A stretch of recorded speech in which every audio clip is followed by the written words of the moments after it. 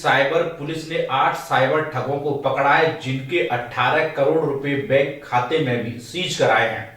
आगरा की cyber cell और थाना शाहगंज पुलिस की ज्वाइंट कार्रवाई। साइबर फ्रॉड की शिकायत की जांच में बड़ा खुलासा। 8 साइबर फ्रॉड को गिरफ्तार किया।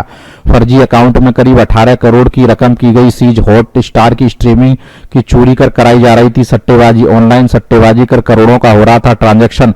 17 वेबसाइट कराई साइबर सेल ने बंद। साइबर सेल द्वारा अब तक 78 वेबसाइटों को ब्लॉक किया गया है। अकाउंट में होने वाले ट्रांजैक्शन का 25% मिलता था खाता धारकों को। विदेशी सर्वर पर होस्टिंग के जरिए करते थे काम। आम लोगों को गुमराह कर फर्जी अकाउंट खुलवाते थे। साइबर फ्रॉड आगरा की 4 फर्मों से हो रहे थे पैसे ट्रांसफर। 2 स्कूटी, 2 बाइक, 2 कार बरामद। पूरा मामला थाना शाहगंज क्षेत्र का है। अमन गुप्ता, आगरा समाचार 24। सर, ऑनलाइन बैटिंग हो रही थी, उसमें कितने लोग गिरफ्तार किए हैं, कितनी साइट्स बंद की गई हैं? देखिए, कमिश्नरेट आगरा में समय समय पर लगातार साइबर क्राइम और साइबर फ्रॉड के विरुद्ध की जा रही कार्रवाई के क्रम में साइबर सेल कमिश्नरेट आगरा और थाना शाहगंज की संयुक्त टीम के द्वारा एक credit card company DBS Bajaj के द्वारा पहले एक कंप्लेंट दी गई कि उनके यूजर्स के साथ साइबर फ्रॉड हो रहा है और कई बार ओटीपी लेकर और कई बार बाईपास करके अवैध पेमेंट उनके द्वारा करा दी जा रही है। और जब इसकी जानकारी हमारे द्वारा की गई तो एक आगरा का ही रहने वाले कुछ एजेंट्स सामने आए हैं, जिन्होंने अवैध फर्म्स रजिस्टर करा के और उनके नाम से ये अवैध ट्रांजैक्शन करने का काम किया है। इसमें कुल 8 लोगों की गिरफ्तारी हुई है और इनके पास से बहुत सारे डॉक्यूमेंट और हमारे डॉक्यूमेंट्री एविडेंस मिले हैं। 2 कारें जो इस अवैध रूप से धन अर्जित करके अभियुक्तों ने नई कार खरीदी है, वो कार भी हमने बरामद कर ली है।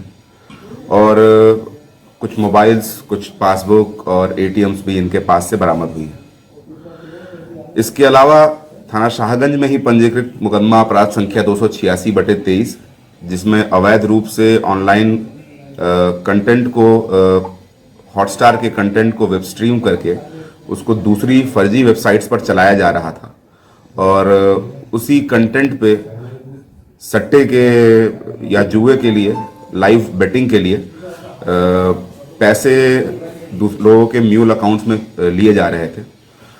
उसमें आगे कार्रवाई करते हुए साइबर सेल टीम ने 17 और ऐसी फर्जी वेबसाइट्स जिनके सर्वर्स भारत से बाहर अन्य देशों में लोकेटेड हैं, उनको भारत के इंटरनेट सर्विस प्रोवाइडर्स के लिए ब्लॉक करवाया है। और